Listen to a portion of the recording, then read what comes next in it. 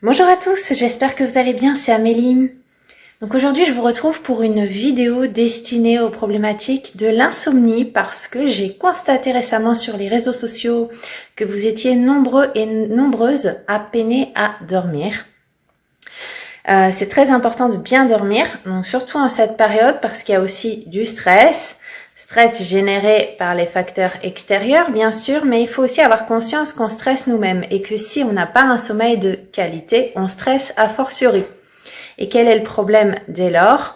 On est plus nerveux, on se sent beaucoup moins bien et surtout le stress paralyse votre système immunitaire. Alors, je vais vous parler de certaines astuces pour vous aider à dormir.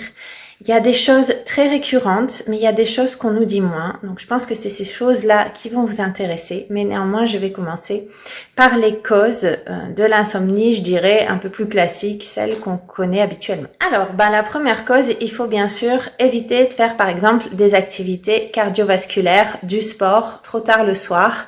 C'est pas toujours évident quand on sort tard du bureau.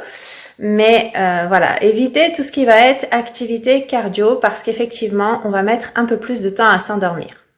Deuxième cause, très classique que vous connaissez également, évitez bien sûr de boire des excitants. Alors il y en a peut-être pour qui ça ne fait rien, mais certains sont très sensibles, ça rebooste un peu le système nerveux, donc à partir de la fin d'après-midi ou peut-être même le milieu pour certains, évitez de boire trop d'excitants.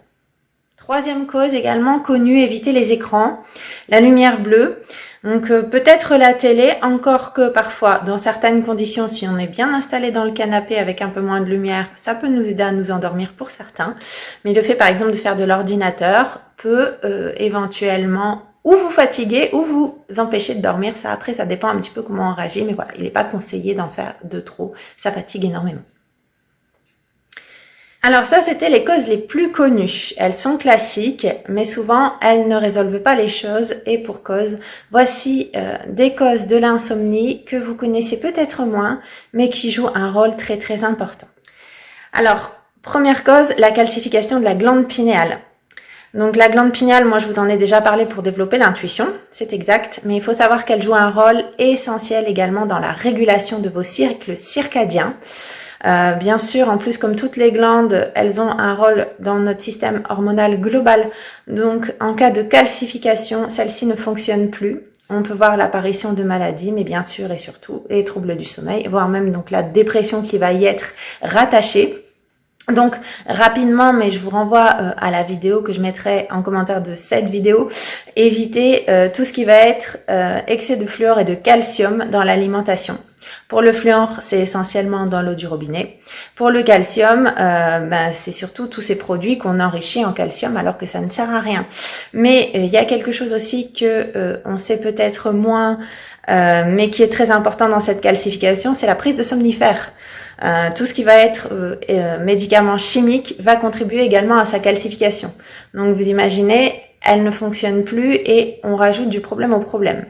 Autre problème en plus de ces somnifères, c'est que vous allez vous accoutumer et que du coup vous allez être complètement dépendant parce que votre corps n'arrivera plus à sécréter naturellement l'hormone du sommeil. Donc ne pas avoir recours aux somnifères justement parce que plutôt pour moi ça rajoute du problème au problème, mais par contre décalcifier votre glande et ça là-dessus vous avez quelques billes donc sur la vidéo que je viens de mentionner.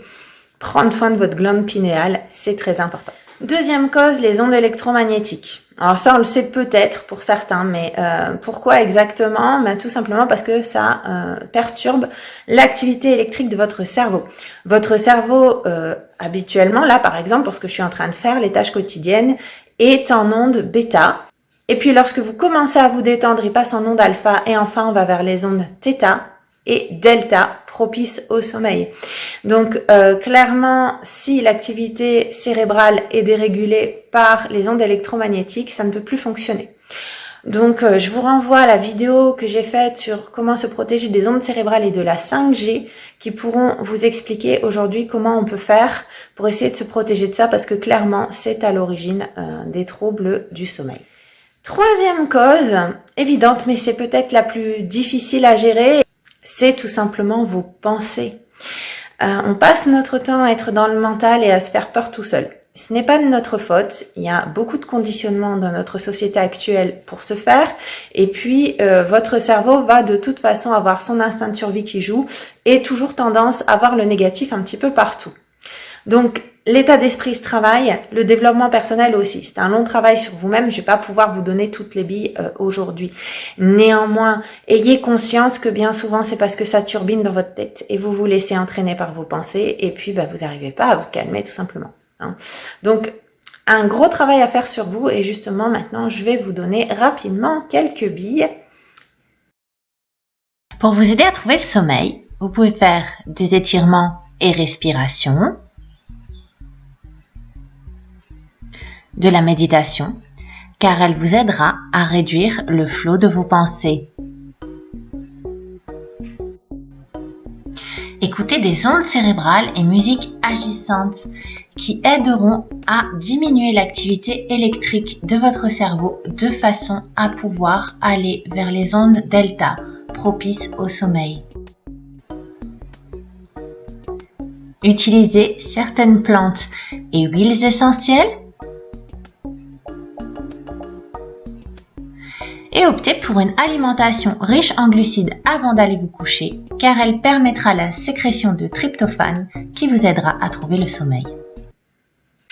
Donc, vous pourrez retrouver davantage d'informations sur tous les éléments, toutes les pistes que je viens de vous donner sur les articles de mon webzine Fitness et Bien-être que je vous mets également en commentaire de cette vidéo où j'explique un peu plus les choses.